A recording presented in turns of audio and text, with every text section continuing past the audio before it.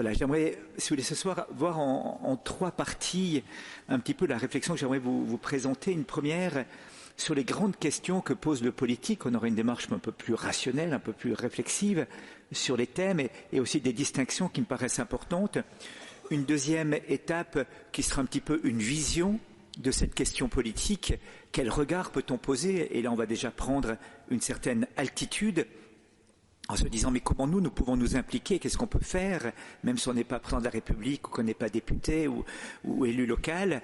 Et puis, la troisième chose, et là nous aboutirons au cœur, si j'ose dire, c'est qu'est-ce que Dieu est en train de nous dire à travers tous ces événements, ou qu'est-ce que Dieu a dit dans l'histoire de la France à travers les événements, et notamment la Vierge Marie, puisqu'on en a parlé ce soir, à travers aussi l'Eucharistie, à travers la prière. Comment peut-on aussi participer à ce gigantesque combat? Car derrière les événements, les circonstances, il y a toujours un combat spirituel qui se joue.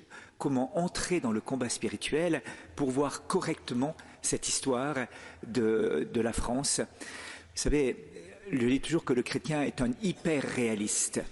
Il voit le monde tel qu'il est, dans ce réalisme, j'en dirai un mot tout à l'heure, mais il le voit aussi dans ce qu'il y a d'invisible et plus réel parfois encore que ce qu'il y a de visible ou de matériel ou de temporel.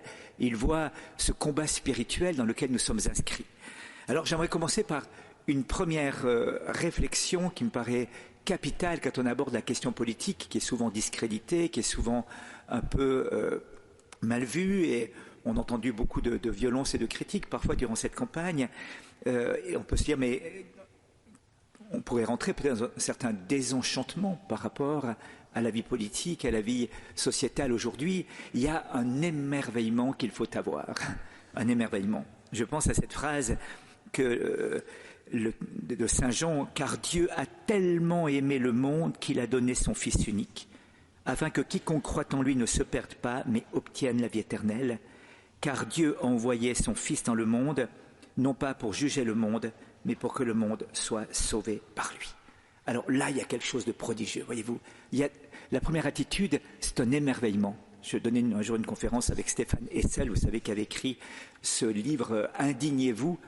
Et je disais, mais c'est très dangereux d'inviter les gens à s'indigner si on ne les a pas invités préalablement à s'émerveiller. Voyez-vous, parce que le bien est toujours premier par rapport au mal, à l'épreuve et à la souffrance. Le mal, d'un point de vue philosophique, c'est la privation d'un bien qui nous est dû. Si nous sommes malades, il nous manque le bien santé. Si nous sommes tristes, il nous manque le bien joie. Si nous sommes morts, il nous manque le bien vie. Et donc, ce qui est premier, c'est le bien. Et le bien suscite en nous une action de grâce et un émerveillement. Et une fois qu'on a été émerveillé devant le bien, alors il y a une saine indignation qui peut être là devant tout ce qui va attenter à ce bien, attenter à cette plénitude, attenter à cet épanouissement, émerveillement qui sera premier. Et donc je pense qu'il va falloir que nous, chrétiens, nous retrouvions ce regard neuf, ce regard d'émerveillement, un regard différent que le regard du monde. Un jour, un chef d'entreprise avait reçu 2 billets pour la symphonie inachevée de Schubert, et donc, ne pouvant pas aller lui-même, il décide d'envoyer son DRH assister au concert et lui demande de faire une petite note au retour du concert pour qu'il puisse quand même remercier les personnes qu'il avait invitées. Alors, le lendemain, le DRH fait une petite note. Il dit « Les 4 joueurs de hautbois demeurent inactifs pendant des périodes considérables. Il convient donc de réduire leur nombre et de répartir leur travail sur l'ensemble de la symphonie de manière à réduire les points d'inactivité. Les 12 violons jouent tous des notes identiques. Cette duplication excessive semble inutile. Il serait bon de réduire de manière drastique l'effectif de cette section de l'orchestre. Si l'on doit produire un son de volume élevé, il serait possible de l'obtenir par le biais d'un amplificateur électronique. L'orchestre consacre un effort considérable à la production de triples croches. Il semble que cela constitue un raffinement excessif. Il est recommandé d'arrondir toutes les notes à la double croche la plus proche. En procédant de la sorte, il devrait être possible d'utiliser des stagiaires et des opérateurs moins qualifiés. La répétition par les corps du passage déjà exécuté par les cordes ne présente aucune nécessité. Si tous les passages redondants de ce type étaient éliminés, il serait possible de réduire la durée du concert de 2 heures à 20 minutes. Nous pouvons en conclure, Monsieur le Président, que si Schubert avait prêté attention à ces remarques, il aurait été en mesure de terminer sa symphonie. Yes, c'est pas tout à fait le même regard. Entre l'émerveillement de l'œuvre et de la musique, et puis ce regard technicien sur l'œuvre de Schubert, on n'est pas dans la même logique. Eh bien, je crois que le chrétien doit redécouvrir cet émerveillement qui est là, et quelque part même dans l'ombre, vous savez, dans Électre de Giraudoux, il y a la ruine de la ville d'Argos qui est là, et puis tout est en train de brûler, on est au soir couchant, tout est en train de flamber, la ville est détruite sous les yeux, et puis la femme Narcisse dit, mais comment appelle-t-on ce moment un peu particulier, on ne distingue plus le jour de la nuit, et on ne sait plus très bien où on en est. Et Électre dit, demande au mendiant, le mendiant c'est quelque part Dieu dans cette pièce de Giraudoux, demande au mendiant, il saura te répondre. Et le mendiant a cette phrase bouleversante qui conclut d'ailleurs la pièce de théâtre, cela a un très bon nom, femme Narcisse, cela s'appelle l'aurore. Tout le monde pense au crépuscule, et en fait c'est l'aurore. Pour le chrétien c'est toujours une aurore parce qu'on vient de célébrer la Pâque, et donc la Pâque du Seigneur est une victoire définitive sur le mal, sur la mort, sur toutes les forces des ténèbres. Elle a insufflé dans cette chair, dans cette charnalité de notre monde une vie éternelle. Et cette vie éternelle, à rien, personne, jamais ne pourra l'arracher. Et donc nous sommes dans une aurore perpétuelle, si j'ose dire, un commencement perpétuel, quand bien même l'obscurité pourrait être présente pour renouveler sans cesse les choses. La deuxième chose que j'aimerais relever dans cette première partie introductive, c'est la relation entre le temporel et le spirituel. On a parfois tendance chez les chrétiens à négliger un peu le temporel, ou alors à s'y investir complètement, à s'y immerger au point d'en être englouti. Et donc l'articulation temporelle et spirituelle n'est pas toujours facile. Comment être dans le monde sans être du monde? Comment aimer ce monde tout en sachant que notre destinée est éternelle? Comment rentrer dans cette logique paradoxale et souvent inconfortable d'aimer et en même temps d'être lucide et critique. La première chose qu'on pourrait dire, c'est qu'il y a une certaine relativité du temporel. Jean-Paul II, dans une encyclique qui s'appelle Centesimus Annus, qui était pour le centenaire de la première grande encyclique sociale au XIXe siècle du pape Léon XIII, avait relevé ça en disant « Parfois la politique a une tendance à devenir une religion séculière. Mais aucune société politique ne possède sa propre autonomie, ses propres lois, et ne pourra jamais être confondue avec le royaume de Dieu. Ce que l'Écriture nous apprend des destinées du royaume de Dieu n'est pas sans conséquence pour la vie en société, et la vie des sociétés temporelles en particulier. Le royaume de Dieu, présent dans le monde sans être du monde, illumine l'ordre de la société humaine, alors que les énergies de la grâce pénètrent et vivifient cet ordre. Et il appartient à tous les baptisés d'animer de manière évangélique les réalités humaines. J'aime beaucoup Charles Péguy qui disait « Le spirituel couche dans le lit de camp du temporel ». C'est une très belle expression avec le ton de Charles Péguy, car le spirituel est lui-même charnel et l'arbre de la grâce est raciné profond et plongé dans le sol et cherche jusqu'au fond. Et il en conclut la chose suivante, c'est vraiment un grand mystère que cette sorte de ligature du temporel et du spirituel. On pourrait dire que c'est une sorte d'opération d'une mystérieuse greffe. Le temporel fournit la souche, et si le spirituel peut vivre, s'il veut continuer, s'il veut fleurir, s'il veut fructifier, le spirituel est forcé de s'y insérer. Et ça, c'est une conséquence à la fois de la façon avec laquelle Dieu a créé le monde, mais aussi de la façon avec laquelle il est venu le racheter. Et le Verbe s'est fait chair, il s'est encharnelé, pour reprendre encore une expression de Charles Péguy. Il a empoigné cette chair, et à travers l'humanité qu'il a saisie dans sa divinité, il a empoigné toute la création.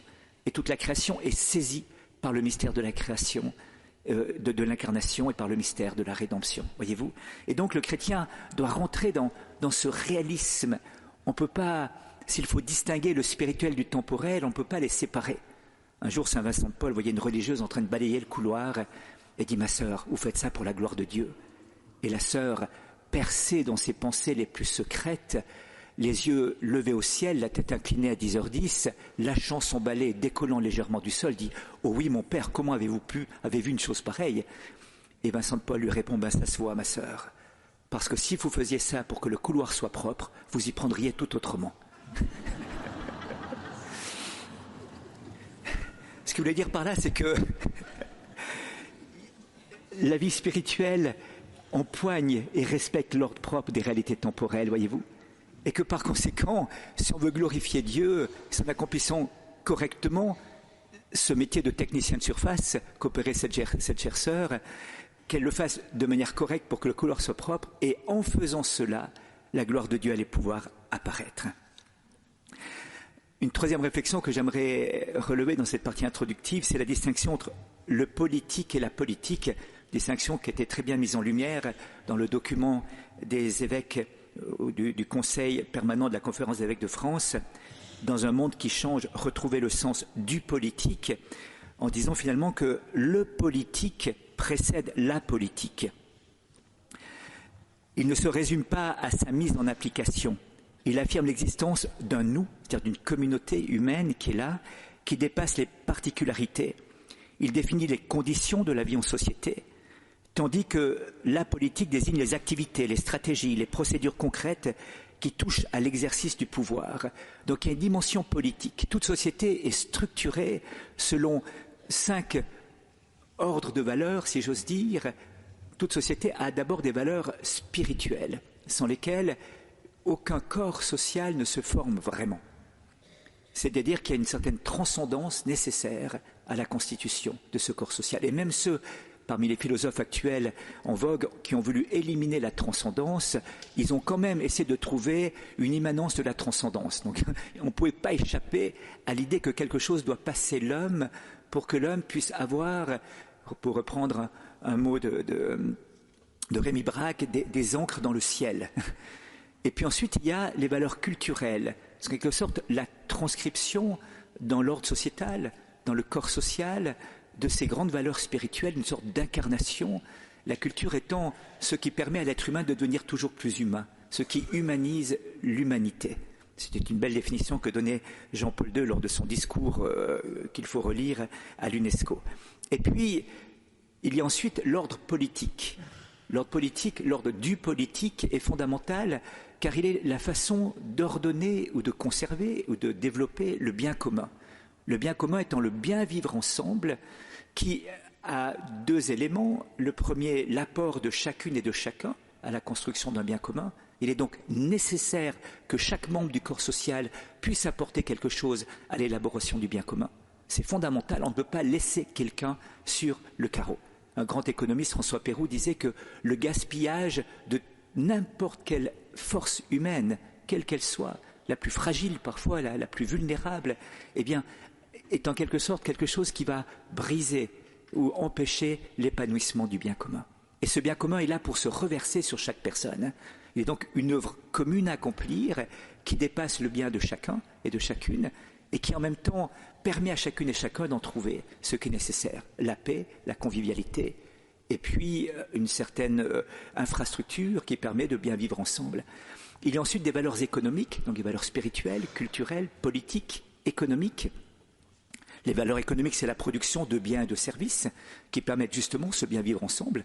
S'il n'y avait pas de nourriture, s'il n'y avait pas de transport, s'il n'y avait pas de construction, on aurait bien de la peine à vivre sur cette terre. Donc l'économique a un rôle déterminant dans la constitution du bien commun. Et puis il y a des valeurs structurelles ou des valeurs techniques qui vont servir à toutes celles-ci. Et une société s'ordonne selon cette hiérarchie des valeurs. Il faut non seulement ces 5 ordres de valeurs, mais il faut l'ordre de la hiérarchie. On assistait peut-être à une sorte de renversement des choses, voyez-vous. On a éliminé les valeurs spirituelles. On a défini comme culturel non pas ce qui humanise l'homme, mais ce qui est l'expression de n'importe quelle passion humaine, parfois aussi déstructurante de la personne humaine. On a négligé ou dévalorisé le politique en insistant sur le sens de l'économique. Dans l'économique, on a valorisé la finance et dans la finance elle-même, on a favorisé la financiarisation et les algorithmes qui finalement tiennent lieu de morale humaine, si j'ose dire, au cœur de la finance. Et donc, on a réussi dans ce monde actuel renverser pratiquement toute cette hiérarchie de l'ordre des valeurs. Et je pense qu'il y a un travail énorme à refaire pour remettre de l'ordre, sachant, selon la belle formule de saint Augustin, que la paix, c'est la tranquillité de l'ordre. La paix, c'est la tranquillité de l'ordre. Et que de mettre cette hiérarchie des valeurs dans leur ordre naturel, eh bien, va être nécessaire pour constituer une société de paix et de convivialité. Il y a un autre élément qui paraît extrêmement important aussi dans cette réflexion sur la politique, c'est ce que le pape Benoît XVI avait appelé le courage de l'imperfection.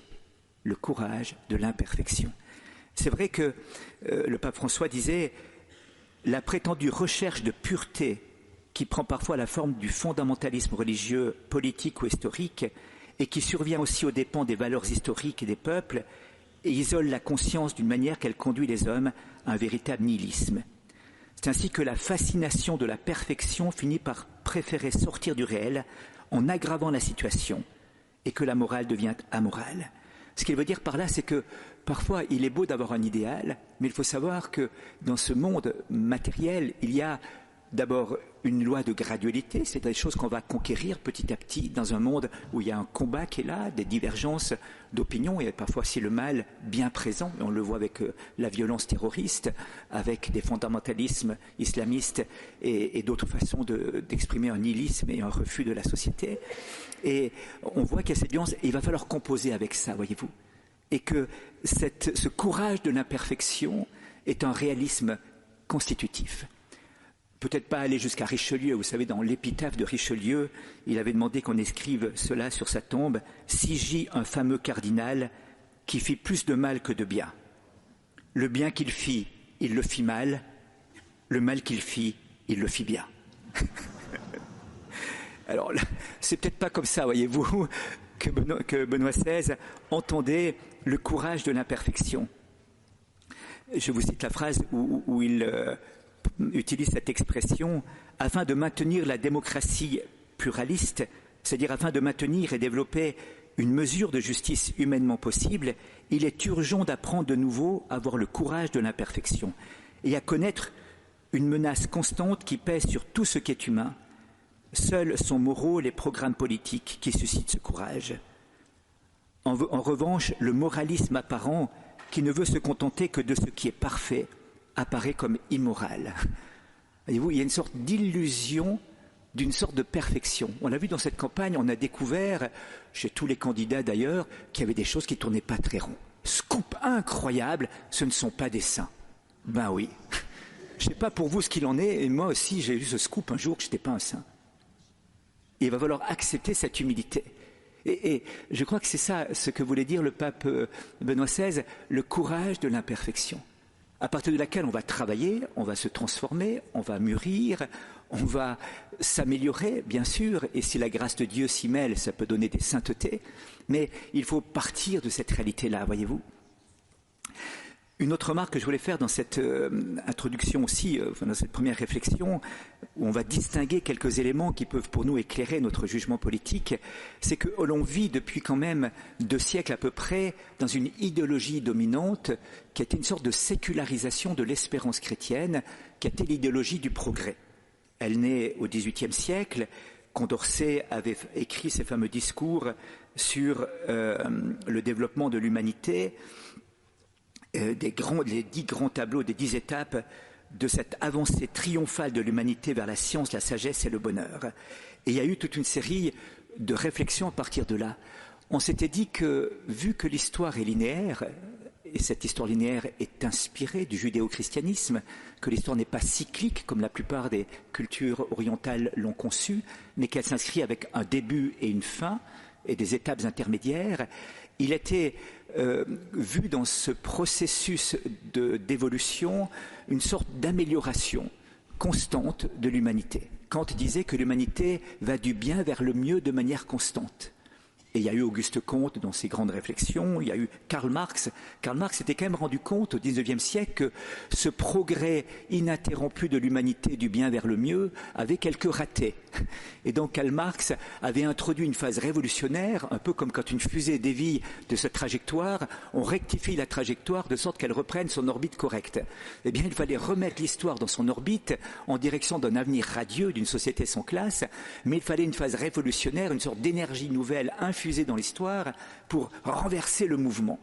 Et donc, cette idée du progrès est extrêmement prégnante dans notre pensée collective aujourd'hui, j'allais même dire dans notre inconscient collectif, de sorte qu'elle a remplacé l'espérance chrétienne. L'histoire, elle se fait avec ses hauts, ses bas.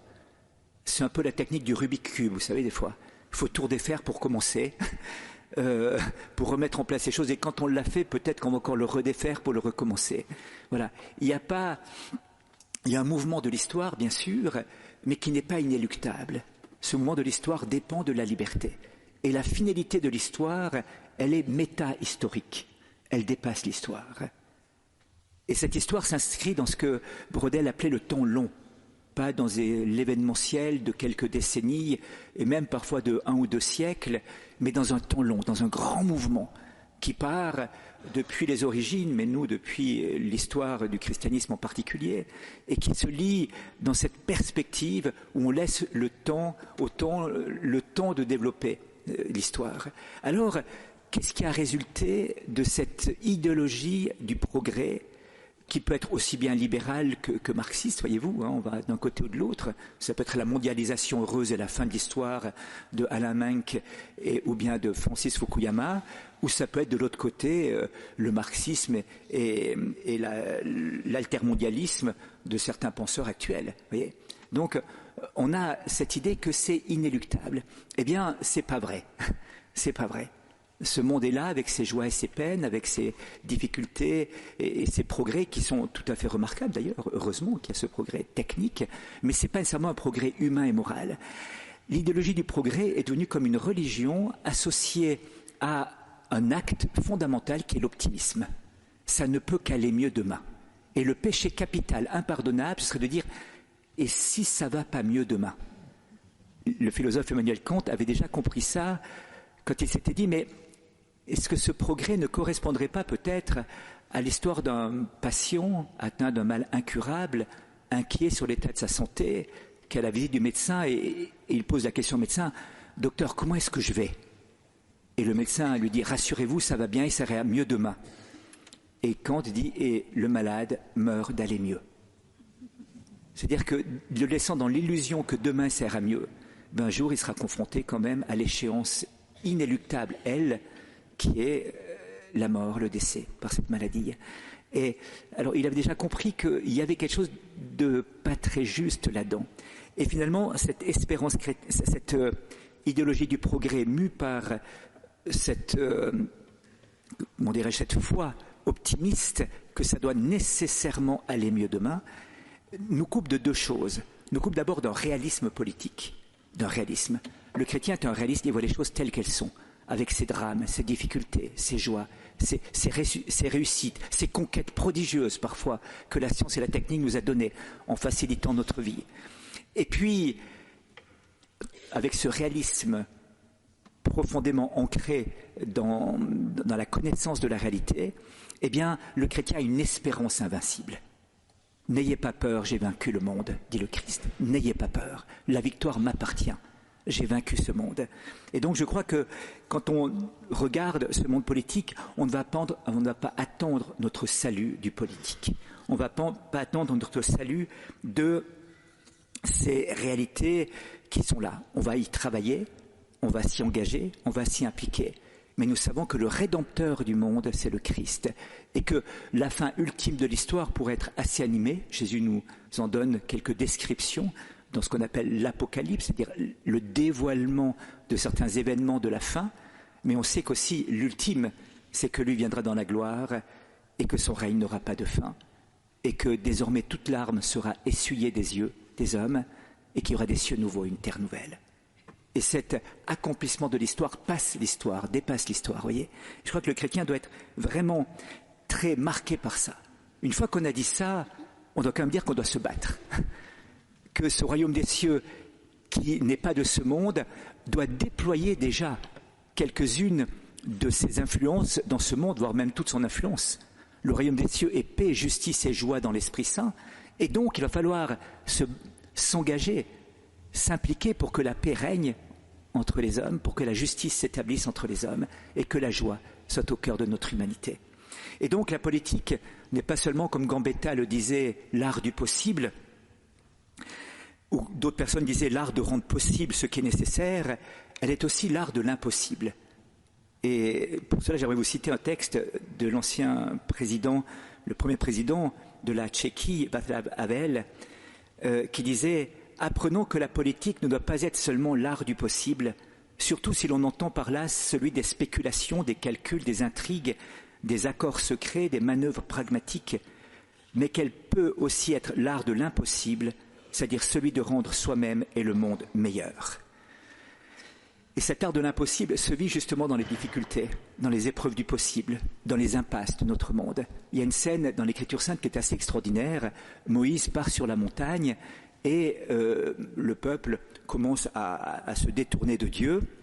Et quand Moïse revient, drame incroyable, des serpents brûlants tuent les gens. Il y a une panique, des serpents sont en train de massacrer la population qui est là. Et les gens viennent vers Moïse en disant « mais fais quelque chose ». Et Moïse se tourne vers Dieu et dit « mais Dieu, il y a un problème, les serpents sont en train de tuer la population. Qu'est-ce que je fais ?»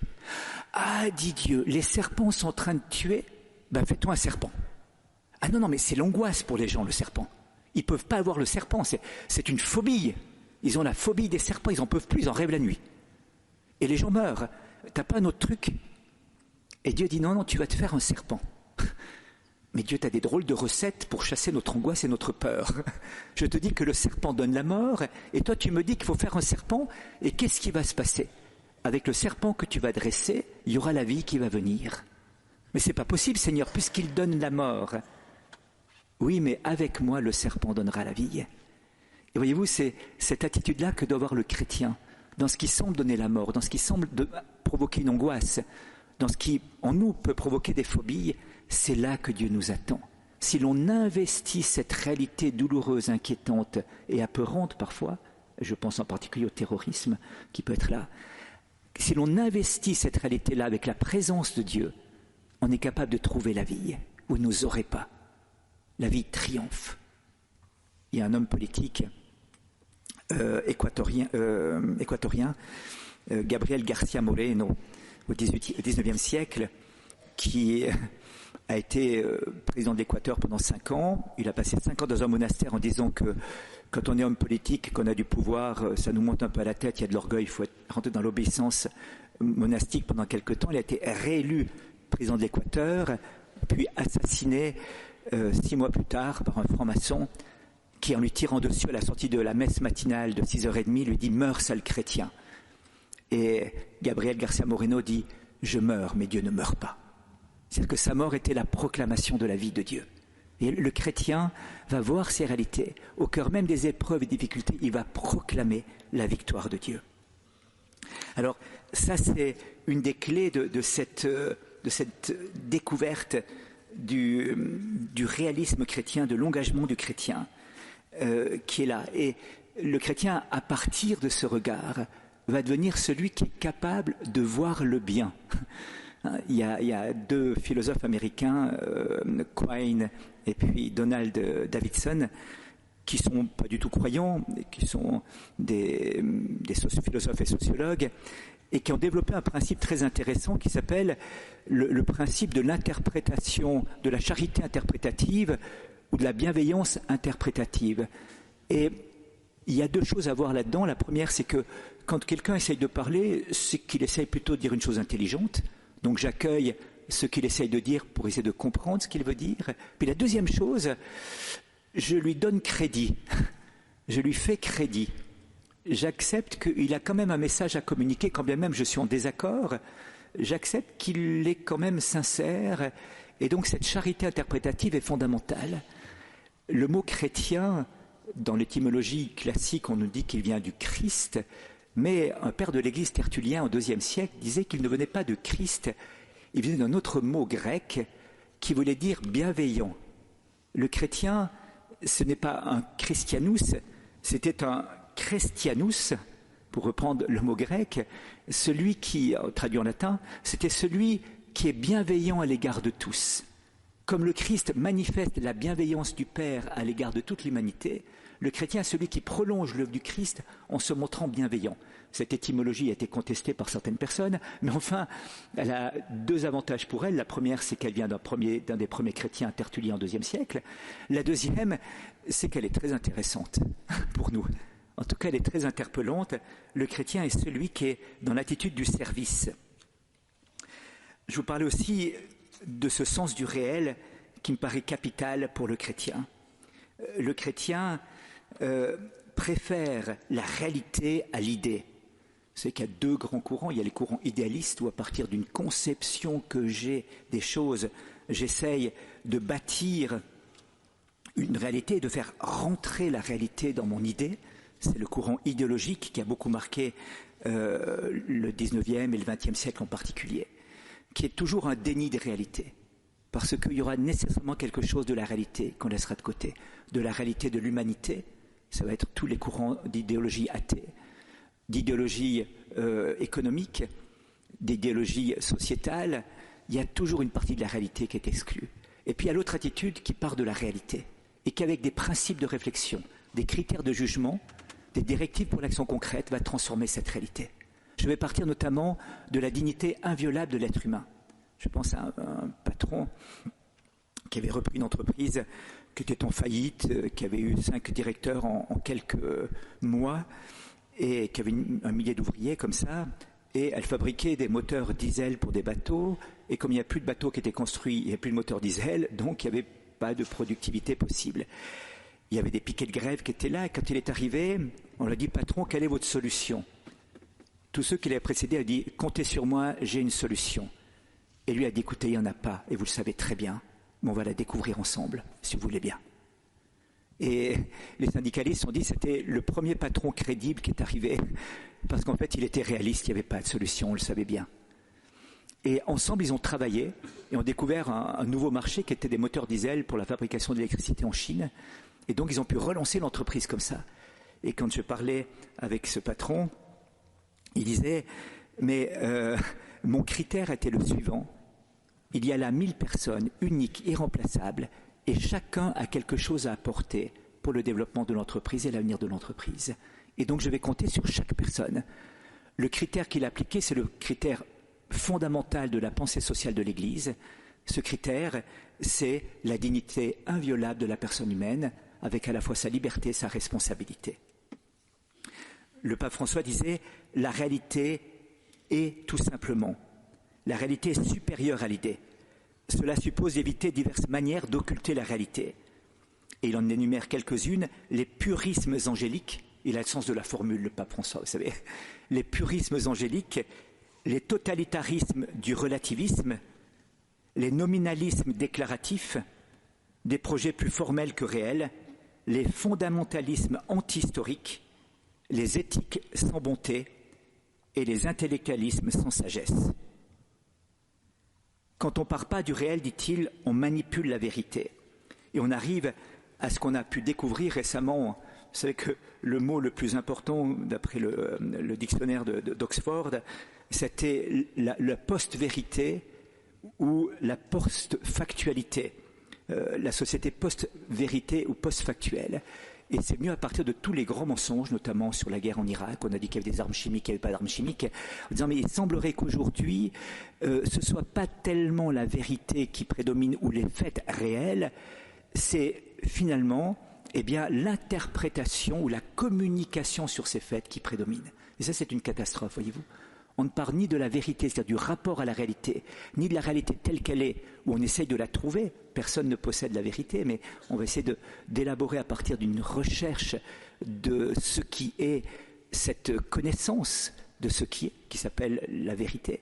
Eh bien, ce rapport est complètement déconnecté. C'est la communication qui va prédominer. Regardez en politique, ce n'est pas tant la réalité qui va être mise en lumière que la façon de communiquer et la façon d'interpréter. On passe immédiatement au subjectivisme en ayant sauté à pieds joints sur la réalité elle-même. Voilà, et donc, il y a un travail énorme à faire pour essayer de transformer, redonner aux mots leur valeur. Dans l'Écriture sainte, il y a un mot en hébreu qui veut dire la parole.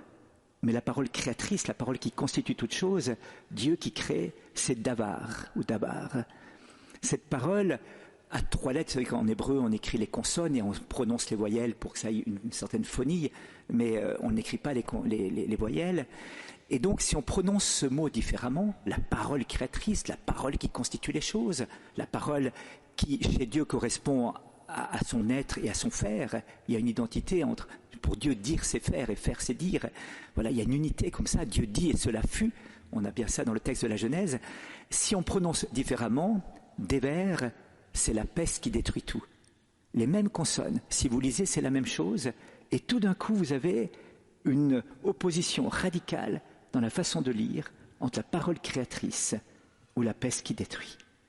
Et je crois qu'on va devoir redécouvrir aujourd'hui la parole. C'était Louis Massignon qui écrivait à Paul Claudel en 1912. Il disait « Je me demande si le supplice des générations qui viennent ne sera pas d'être torturé par des mots qui montent à leur sens originel et par des idées retournées contre Dieu. Des mots qui montent à leur sens originel. » Voilà, et bien c'est une réflexion que je voulais vous laisser là, parce que comment on va affronter cette réalité ? Au cours de l'histoire de la République démocratique allemande, de la RDA, donc, il y avait une grande manifestation, une grande grève générale. C'était le 17 juin 1953. Les chars soviétiques sont venus, on a dispersé les manifestants, il y a eu plusieurs morts. Et Bertolt Brecht, qui nous raconte ça, a une chose incroyable. Il dit le secrétaire de l'Union des écrivains fit distribuer des tracts dans l'allée de Staline, c'était la rue. Le peuple, disait-on, a par sa faute perdu la confiance du gouvernement. Le peuple a par sa faute perdu la confiance du gouvernement, et ce n'est qu'en redoublant d'efforts qu'il peut la regagner. Car on avait demandé au peuple de redoubler la productivité des différentes usines. Et Bertolt Brecht a cette réflexion lumineuse, il dit « Ne serait-il pas plus simple alors pour le gouvernement de dissoudre le peuple et d'en élire un autre ?» Et là, je trouve que c'est lumineux comme réflexion. Est-ce qu'on va écouter ce que les gens disent? Est-ce que la démocratie est encore ce pouvoir du peuple, si j'ose dire? Est-ce qu'on écoute ce que les gens ont comme préoccupation et ce qu'ils désirent comme solution? Voilà. Alors, on arrive parfois avec des jeunes politiciens ou des politiciens comme ça, tout clinquants, bardés de diplômes, puis on se dit, mais où est le réalisme là derrière parfois? Où est l'expérience qui permet véritablement de gérer des choses? Je pense à une petite histoire qui illustre un petit peu ça. Un jour, un berger dans le Larzac faisait paître son troupeau de moutons et il voit arriver dans un nuage de poussière sur sa petite route une Porsche Cayenne Turbo S Triptonic customisée.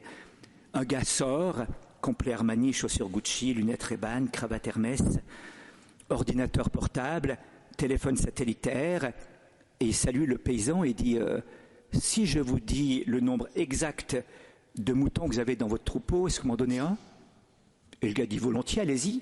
Alors il branche son ordinateur à son téléphone satellitaire, se branche sur le satellite qui photographie la zone, a un logiciel de dénombrement du nombre de moutons, plus perfectionné que celui de la police lors des manifestations pour tous.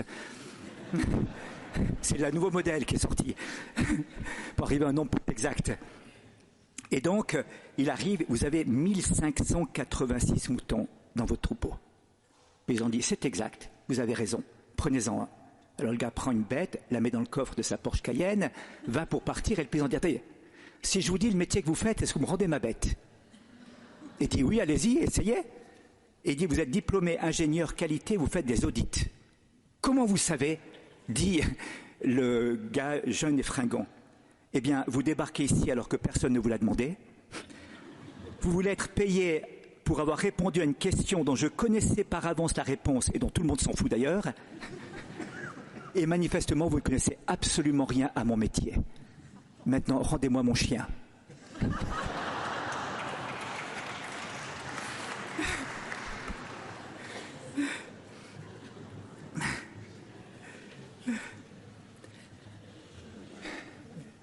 J'en viens maintenant à la deuxième partie, après avoir balayé en quelque sorte ces questions fondamentales de l'articulation politique dans ce monde dans lequel nous vivons, pour aboutir à un réalisme et à cette distinction du temporel et du spirituel, à la vision. À la vision. Eh bien, un des premiers points que j'aimerais relever ici, c'est que, et j'ai commencé par ça, Dieu a tant aimé ce monde. Et nous avons à aimer ce monde, à aimer cette réalité, et même à aimer cette terre où nous vivons, où Dieu nous a plantés. Ça s'appelle le patriotisme. Ça s'appelle l'amour de la patrie, l'amour de la nation. Il y avait un sociologue, Tönnies, Ferdinand Tönnies, qui avait développé deux manières de voir un corps social, une réalité humaine. Il y avait, il le disait en allemand, la Gemeinschaft et la Gesellschaft. On pourrait traduire la Gemeinschaft, ce serait la communauté, et la Gesellschaft, c'est la société. La société est une réalité de fait. On est là, mis ensemble, juxtaposés les uns à côté des autres. Il va falloir, par l'ordre de ces valeurs dont je parlais tout à l'heure, par l'amitié qui va régner entre nous, faire de cette société une véritable communauté humaine, où chacun a sa place, chacun est respecté dans un tissu de relations. Eh bien, une nation, c'est ça, voyez-vous.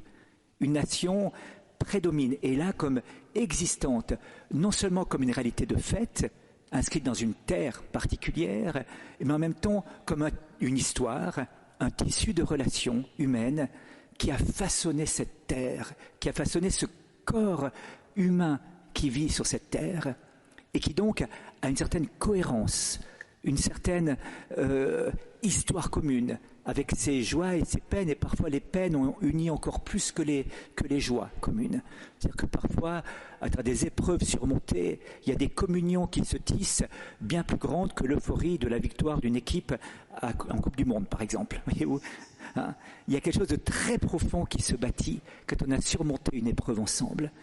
Et quand ces épreuves ont marqué pendant des siècles l'histoire d'un peuple, alors c'est pas rien. Alors c'est quelque chose. Alors ça s'appelle une communauté humaine. Alors ça s'appelle une nation. Avec cette terre, avec sa transcendance, avec sa communauté. Hannah Arendt, une philosophe juive, disait qu'il y avait un mot qui avait marqué l'Occident, un mot latin, colérer. Le verbe colérer veut dire cueillir, ramasser, unifier, récolter, qui a donné trois mots en français: le culte, l'agriculture d'abord, la culture et le culte. Eh bien, ces trois dimensions sont fondamentales et constitutives d'une nation et d'une communauté. L'agriculture, le rapport à la terre, et donc tout ce rapport à la terre qui nous nourrit. Vous savez, vous pouvez avoir tout l'or que vous voulez, tout l'argent que vous voulez, s'il n'y a pas une pomme de terre pour se mettre sous la dent, vous aurez faim, vous comprenez bien.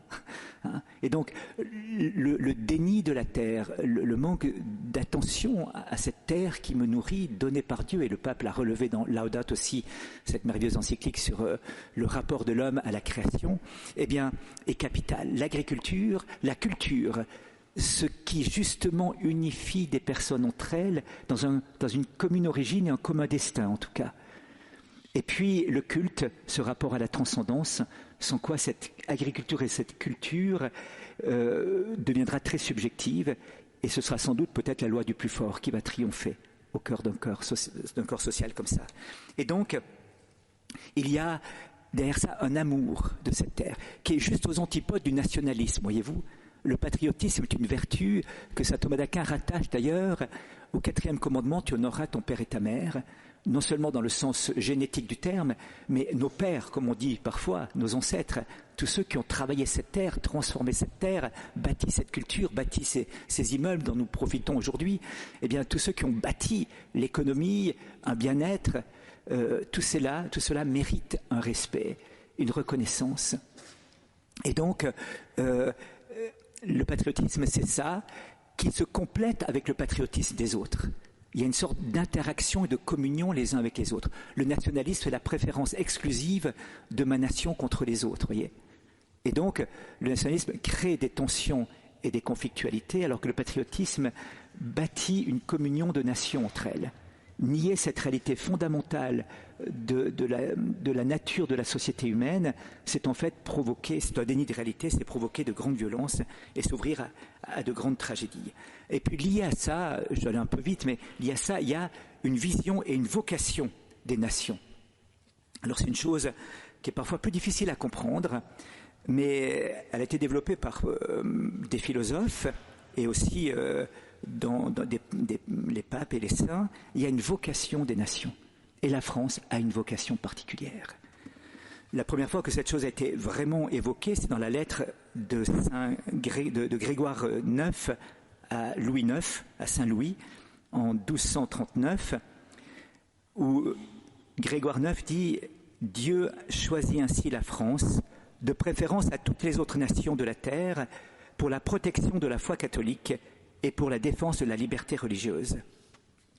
Le Rédempteur a choisi, béni, le royaume de France comme l'exécuteur spécial de cette divine volonté. » Cette phrase va être reprise, ou cette idée va être reprise par le futur Pie XII par la suite.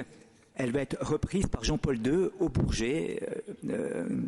Romain en faisait allusion tout à l'heure, le 1er juin 1980, lorsqu'il va dire le problème de l'absence du Christ n'existe pas. Le problème de son éloignement de l'histoire de l'homme n'existe pas. Le silence de Dieu à l'égard des inquiétudes du cœur et du sort de l'homme n'existe pas. Il n'y a qu'un problème, un seul, qui existe toujours et partout. C'est le problème de notre présence auprès du Christ. Madeleine Delbrel avait dit une chose, « Seigneur, si tu es partout, comment cela se fait-il que je sois si souvent ailleurs ?» Si tu es partout, comment se fait-il que je sois si souvent ailleurs? Mais c'est ça que veut dire le pape, voyez-vous, en d'autres termes. Le Christ est présent dans l'histoire des hommes. Comment se fait-il que moi, je sois si souvent ailleurs? Ou que l'histoire de l'humanité soit si souvent ailleurs? Nous ayons déserté cette présence de Dieu. Et c'est là qu'il va poser cette question. Permettez-moi, dit-il, de vous interroger, France, fille aînée de l'Église, es-tu fidèle aux promesses de ton baptême? Permettez-moi de vous demander, France, fille de l'Église et éducatrice des peuples, es-tu fidèle pour le bien de l'homme à l'alliance avec la sagesse éternelle? Un grand philosophe russe, Vladimir Solovyov, avait étudié ça dans un texte qui s'appelle « L'idée russe » sur la vocation des nations. Et il dit, quand on voit, il parlait de la Russie, mais ça vaut aussi pour la France à ce moment-là, quelle est donc la pensée qu'il nous cache ou nous révèle quand on voit l'histoire? Quel est le principe qui anime ce corps social? Quelle nouvelle parole ce peuple nouveau venu dira-t-il à l'humanité? Que veut-il faire dans l'histoire du monde? Car l'idée d'une nation, et ça c'est capital à comprendre, ce que dit Solovyov, l'idée d'une nation n'est pas ce qu'elle pense d'elle-même dans le temps, mais ce que Dieu pense d'elle dans l'éternité. L'idée d'une nation, comme de chacun d'entre nous, c'est parce que nous pensons dans notre histoire personnelle de nous-mêmes et ce que nous voulons faire. Dans ce cas-là, ça peut être une expression de ma liberté, mais saint Ignace de Loyola dira c'est une non-vocation que de faire selon mes vues.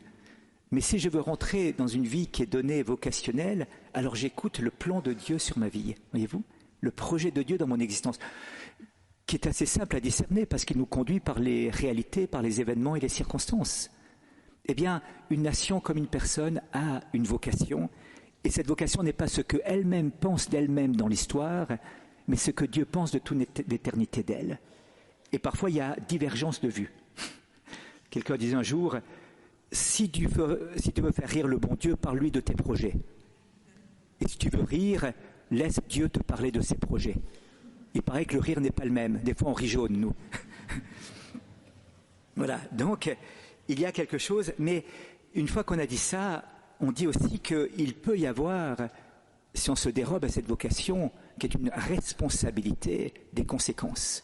Soloviev montre bien que la question de remplir ou pas cette vocation, eh bien, n'est pas sans conséquence sur le bonheur ou le malheur des peuples. Elle dit, si la loi de vie, ce sera une loi de vie quand le devoir est rempli, ce sera une loi de mort quand il ne l'est pas. Donc cette vocation qui est une élection et qui est un choix de Dieu, et chaque nation a une élection, le pape Jean-Paul II l'a dit dans chaque pays qu'il a visité, au Nigeria, au Kenya, en Amérique latine, au Pérou, partout où il est allé, aux États-Unis, en Pologne, il a chaque fois parlé de ces terres particulières que Dieu avait choisies, chacune choisie, comme chacune et chacun d'entre nous sommes choisis, avec une importance particulière pour jouer une note dans la symphonie universelle. Eh bien, chaque terre ayant sa vocation, s'y atteler ou s'y soustraire n'est pas sans conséquence pour la paix, la joie et le bonheur, voyez-vous. Ce n'est pas sans conséquence. Donc, cette vocation est une grâce et une lourde responsabilité que d'y correspondre. Et l'Europe elle-même a une vocation particulière qu'il s'agira de redécouvrir ou de remettre en lumière. Le pape l'a dit aussi dans cet esprit-là. Alors, j'aimerais m'arrêter en disant cela. Je vous cite par exemple le pape François sur l'Europe. L'Europe est le seul continent qui puisse apporter une certaine unité au monde. La Chine a peut-être une culture plus ancienne, plus profonde, mais l'Europe seule a une vocation d'universalité et de service. Mais voilà, dit-il, la mère est devenue une grand-mère un peu fatiguée. Alors on dit, mais est-ce que la grand-mère peut être féconde encore? Ah, il dit, regardez, Sarah, ouais, très âgée, elle a un petit bébé. Et Elisabeth aussi. Mais il faut vraiment que Dieu s'y mêle alors. Parce que tout seul, ce ne sera pas possible là où elle en est. Voilà, avec l'humour. Voilà, je pense qu'il y a quelque chose comme ça, voyez-vous. C'est ce qu'on va voir dans la troisième partie, que je vais aborder tout de suite. Vous allez voter, je crois, ces jours prochains. Élire. Et j'aimerais que dans ce choix, dans la conscience qui va vous dicter, parce que, voyez-vous, la norme ultime de mon agir moral est voter, élire est un acte moral fondamental, un acte citoyen, mais un acte moral fondamental, que l'on ne peut pas se dérober. Eh bien, il va falloir que votre conscience soit éclairée. Et dans cet éclairage, ce n'est pas seulement le choix entre des programmes, en suivant de loin, depuis la Suisse, les grands débats. Il y avait des grands débats sur les programmes, des comparaisons de programmes. Et c'est vrai que c'est important, parce qu'il faut savoir ce qu'un candidat propose pour le pays. Mais j'en dirai un mot tout à l'heure. Vous allez voter pour une personne, d'abord. Quelle est la vision, permettez-moi une expression germanique, la Weltanschauung, la vision générale, la façon de voir le monde de cette personne? Je vous dis de manière très importante parce que, voyez-vous, quand on se focalise sur le programme, eh bien, il y a des choses qui nous échappent. C'est Jacques Derrida qui disait qu'il y avait deux mots qui qualifiaient ce qui va se passer demain. C'est le futur et l'avenir. C'est le futur renvoie à ce qui sera à partir de ce qui est déjà, donc ce qui est prévisible, planifiable, quelque part dans certaines choses inéluctables. L'avenir, c'est ce qui sera à partir de ce qui va advenir demain. Donc c'est la survenance de l'inattendu, du non planifiable. Le futur, on peut le préparer. L'avenir, on doit l'accepter dans la surprise et faire avec. Je crois qu'il y aura beaucoup d'avenir dans le futur, si vous me permettez l'expression. Et donc un homme d'État, quel qu'il soit, peu importe celui qui sera élu, je ne pense pas qu'il pourra vraiment mettre en œuvre tout son programme. Il devra réagir face à l'avenir, c'est-à-dire à la survenance de l'inattendu, dans un monde instable, dans un monde énigmatique, dans un monde violent. N'ayons pas peur. Et je vais même aller plus loin, mais je ne vais pas vous faire peur, je vais vraiment être réaliste, dans ce que le pape François appelait la Troisième Guerre mondiale commencée en morceaux. Une sorte de violence généralisée qui éclate d'un peu partout. Il va falloir que l'homme d'État que vous allez choisir soit un véritable homme d'État, avec une expérience, avec une prudence politique, mais surtout une vision des choses, une vision de ce qu'est une société, de ce qu'est la nation française, de ce qu'est sa vocation au cœur du monde, et de ce qu'elle peut porter au bien commun de la famille humaine dans l'ensemble. Et donc, ça éclate simplement la technicité d'un programme et l'énumération, j'allais dire, de liste commission d'un programme politique. Il en faut, et il le faut, il ne s'agit pas d'opposer l'un et l'autre.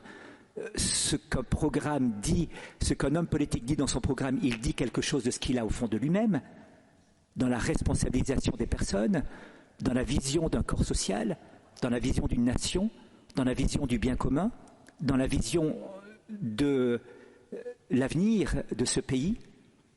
Mais fondamentalement, il va falloir une dose d'improvisation extraordinaire dans ce monde instable dans lequel nous vivons. Et voyez-vous, quel sera le candidat qui sera capable, avec des convictions et des valeurs, non pas le saint, non pas le parfait, mais celui qui a une véritable vision, qui sera capable d'improviser à ce moment-là la solution qu'il faudra. Et cette improvisation, voyez-vous, et c'est ça le réalisme politique, c'est qu'à partir de critères de réflexion, des directives pour l'action, je sois capable de m'adapter à la réalité telle qu'elle est. Parce que si le programme est une idéologie que j'applique à la réalité, c'est l'implosion qui va en résulter. Parce que nécessairement, un jour ou l'autre, la réalité va se révolter contre l'idéologie. On l'a vu dans le communisme, on l'a vu dans les pays de l'Est. Voilà. Et donc, je veux dire, je ne peux pas me dérober à cette responsabilité de voter, d'élire. Je ne vais pas seulement me déterminer sur la base d'une position des candidats quant à un certain nombre de grands débats sociétaux. Je vais me positionner par rapport à ce qu'est ce candidat, avec son expérience, son histoire et sa vision de l'être humain et d'une société et de la nation française dans sa perspective la plus profonde, au cœur d'un concert des nations, pas contre les autres, mais au cœur d'un concert des nations, au cœur d'une famille humaine qui est un bien commun humain tout entier, et où chaque nation a sa place, chaque peuple a sa place, et chaque personne a sa place. Voilà, alors j'en viens... Alors pour cela, voyez-vous, il va falloir, comme critère pour nous, si j'ose terminer cet deuxième aspect de la vision avec quelques éléments, je pense qu'il y a un challenge énorme pour la France aujourd'hui, à travers cette élection, mais à travers aussi, j'allais dire, tout ce grand débat sociétal auquel vous êtes confrontés. Mais ça dépasse la France. C'est, vous savez, on ne bâtit pas une société seulement avec la justice. Saint Thomas d'Aquin disait, la justice est nécessaire à la paix, dans la mesure où la justice évite les causes de conflit. Mais la justice n'unira jamais les cœurs entre eux. Et c'est ce que saint Thomas d'Aquin, reprenant d'ailleurs un philosophe grec, Aristote, disait, c'est l'amitié civique qui va réunir les cœurs entre eux. C'est l'amitié civique. C'est-à-dire qu'il va falloir créer un réseau d'amitié et de convivialité. Il n'y a pas de société humaine s'il n'y a pas une amitié. Il n'y a pas de société humaine s'il n'y a pas cette bienveillance à l'égard de l'autre. S'il n'y a pas simplement la façon de voir l'autre. Vous savez que Google a fait une grande recherche pendant des années, c'était sur 20 ans à peu près, je crois, et avec des millions, pour savoir, mais qu'est-ce qui fait qu'un team, qu'un groupe de direction est efficace ou pas, travaille bien, devient créatif ou pas. Alors on a cherché, est-ce qu'il faut une diversité culturelle, est-ce qu'il faut des hommes et des femmes pour qu'il y ait la gravité masculine et féminine qui soit dedans, quels sont les diplômes qu'il faudrait.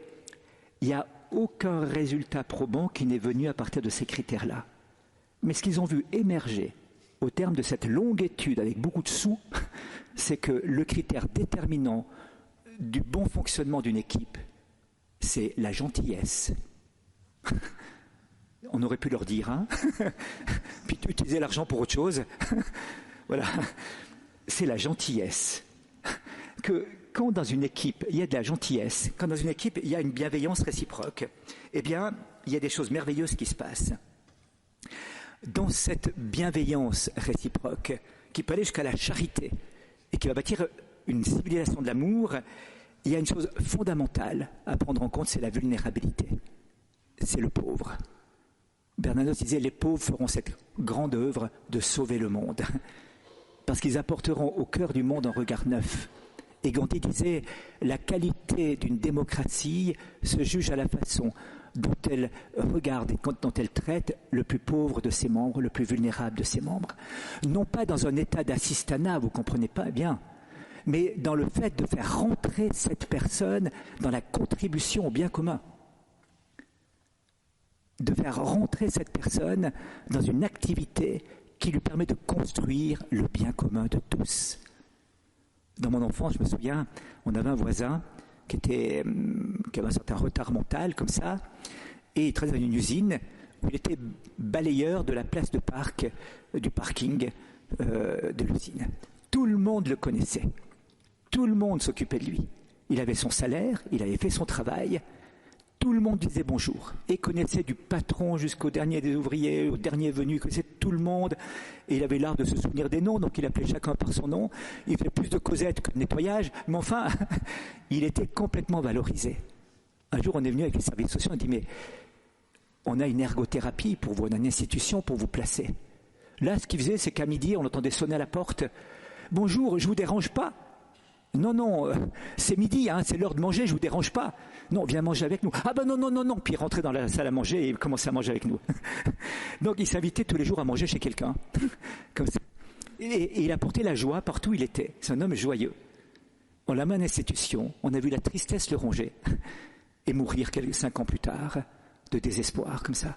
Non pas que toute institution fait ça, c'est pas ce que je veux dire, mais je veux dire que, voyez-vous, comment est-on suffisamment créatif pour laisser le pauvre apporter sa pierre à la construction du bien social. Il apportait sa pierre à la construction du bien commun de cette entreprise.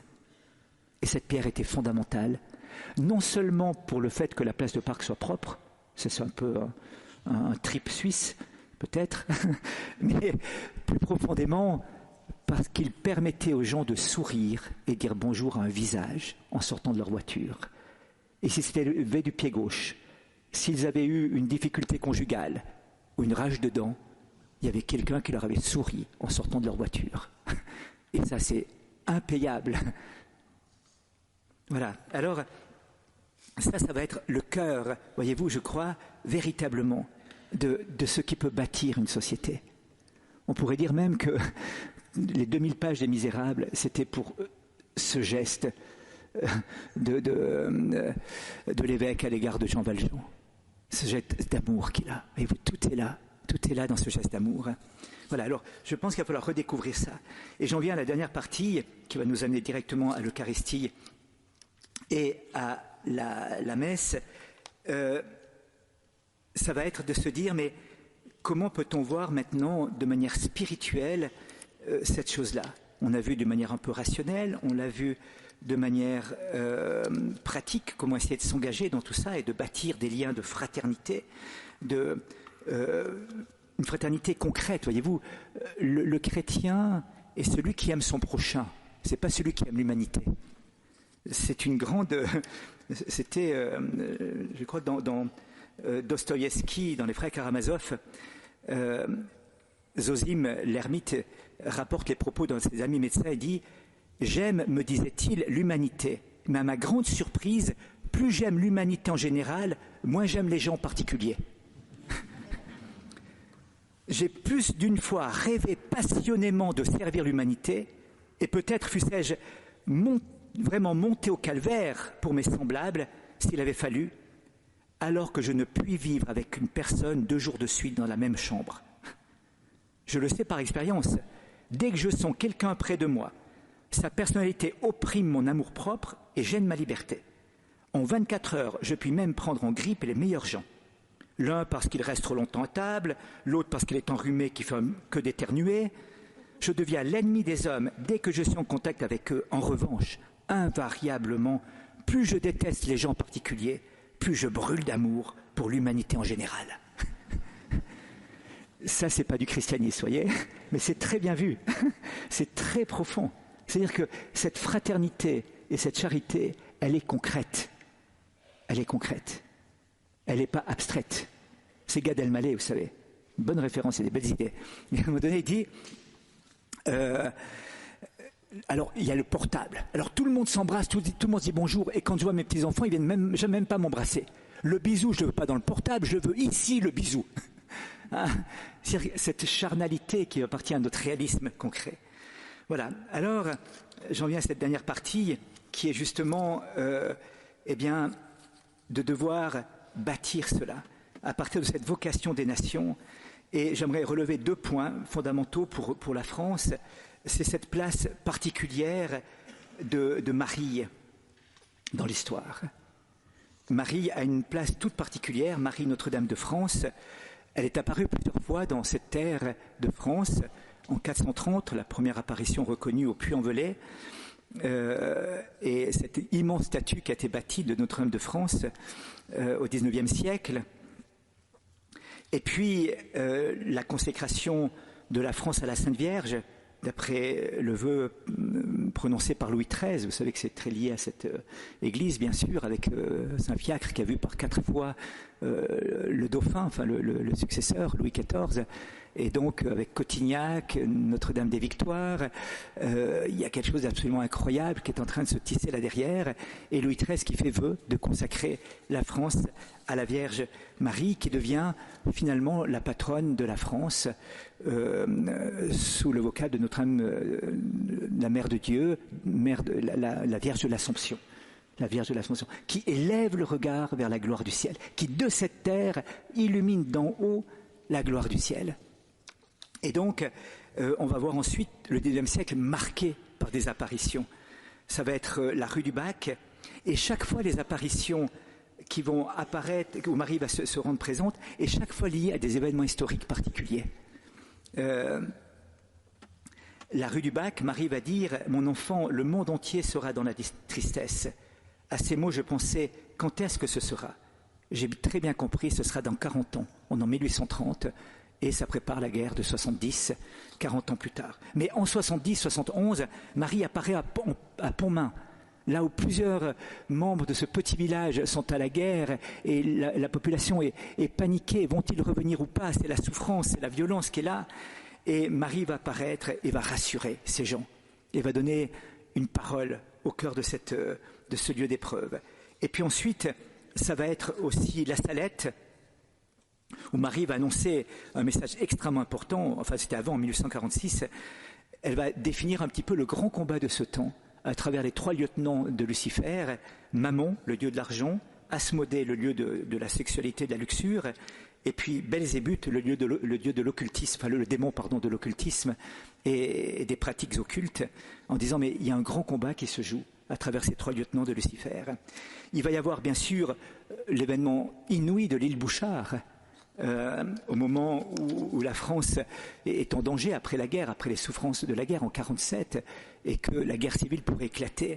Le père Finet, d'ailleurs, dit à Marthe Robin à cette période-là, le 8 décembre 1947, « Marthe, la France est foutue. » Et Marthe lui répond, « Non, mon père, la Vierge Marie va sauver la France à la prière des petits-enfants. » Et c'est ce qui va se passer à l'île Bouchard. Le soir du mardi 9 décembre 1947, le Comité communiste national de grève, en position de force pour perpétrer un coup d'État, décide soudain la reprise du travail. Et le 12 décembre, tout sera terminé, comme ça. Vous voyez, Marie rentre dans cette histoire de France de manière particulière, et elle vient avec cette douceur maternelle, avec cette fermeté maternelle aussi, avec parfois aussi une certaine parole un peu forte. Appel voisin, en 1876, elle va dire à Estelle Faguette, « Tu t'es privé de ma visite le 15 août. Tu n'avais pas assez de calme. » Alors, pardon, hein, je vous le cite, c'est ce que Marie dit, je cite les paroles. « Tu as bien le caractère du Français. Il veut tout savoir avant d'apprendre et tout comprendre avant de savoir. » C'est Marie qui dit, hein. Et c'est reconnu par l'Église. « J'attendais de toi cet acte de soumission et d'obéissance. » À ce moment, j'ai compris, dit Estelle, très bien que si je ne m'étais pas soumise et si je n'avais pas obéi, j'aurais été privée de la voir davantage. Voilà. Et le 15 septembre, alors elle vient la rassurer, je tiendrai compte des efforts que tu as faits pour avoir du calme. Ce n'est pas seulement pour toi que je le demande, mais aussi pour l'Église et pour la France. Dans l'Église, il n'y a pas ce calme que je désire. Voilà. Donc vous voyez, Marie parfois peut être un petit peu maman qui corrige ses enfants et qui dit les choses assez clairement. Voilà. Donc Marie va être au cœur de ce renouveau, je crois vraiment. Et puis, la deuxième chose, ça va être l'Eucharistie. À travers Montmartre, à travers le vœu de Montmartre, l'Eucharistie va être au cœur de ce grand combat spirituel. Pourquoi ? Parce que c'est le pape Benoît XVI qui dit ça, quand on adore Jésus au Saint-Sacrement, on ne peut plus prosterner ou se plier le genou devant n'importe quelle idole. L'acte le plus révolutionnaire que nous puissions faire, c'est l'acte d'adoration. L'acte le plus grand de la dignité de l'être humain que nous puissions faire, c'est nous prosterner devant le Dieu présent, dans la pauvreté et l'humilité de la petite hostie. C'est l'acte le plus grand que nous puissions faire. Et la célébration de la messe qu'on va vivre tout à l'heure, c'est aussi ça. Padre Pio disait qu'il était plus facile au monde de survivre sans le soleil que sans le saint sacrifice de la messe. Ce qui veut dire une chose importante, voyez-vous, cet engagement nécessaire du chrétien dans le monde, cette nécessaire implication et responsabilisation des baptisés que nous sommes dans le monde politique est subordonnée ou subalternée à un engagement plus capital encore et plus fondamental encore qu'est la prière. C'est la prière qui soulève l'histoire des gonds. Jean-Paul II dit que la chute du mur de Berlin a été le fruit de nombreux dialogues, de nombreuses discussions, des personnes qui se sont attachées à la vérité. Mais elle est surtout, dit-il, le fruit de millions de martyrs qui, par fidélité au Christ, ont versé leur sang. De prières qui ont été faites partout. Et qu'un jour, ces prières ont ébranlé plus sûrement le mur de Berlin que toute la diplomatie qui a pu se faire là autour. Non pas de nouveau pour opposer la diplomatie à la prière, mais pour montrer que ce qui porte le monde, eh bien, c'est vraiment cette prière. Des grâces de renouveau ne seront données à votre pays, disait le pape Jean-Paul II, qu'une église en prière. Il demande aux évêques d'entraîner le peuple chrétien dans une gigantesque prière avec Marie, afin de renouveler le pays. Parce qu'on va demander à Dieu, Seigneur de l'histoire, qui tient dans sa main le cœur de l'homme, c'est une expression encore de Jean-Paul II à propos de la chute du mur de Berlin, Dieu Seigneur de l'histoire qui tient dans sa main le cœur de l'homme, d'intervenir, toujours par des causes secondes, toujours par des instruments qui sont là, mais d'une manière complètement inattendue, surprenante, et qui manifeste véritablement que c'est Dieu qui agit. Voyez-vous, dans l'histoire des hommes, Dieu n'abandonne pas son humanité, il la guide, il la conduit, mais encore faut-il lui laisser la place. La prière ne consiste pas seulement à implorer de Dieu et de demander quelque chose à Dieu, elle consiste à nous transformer nous-mêmes pour être les instruments de Dieu dans ce monde. Et là, chacune et chacun a cette lourde responsabilité d'être non pas les coopérateurs de l'histoire, disait le philosophe Jacques Maritain, mais les coopérateurs de Dieu dans l'histoire des hommes, ce qui est très différent. Non pas les coopérateurs de l'histoire auxquels on serait emporté dans cette fameuse idéologie du progrès, mais les coopérateurs de Dieu dans l'histoire des hommes. Et ça demeure toujours.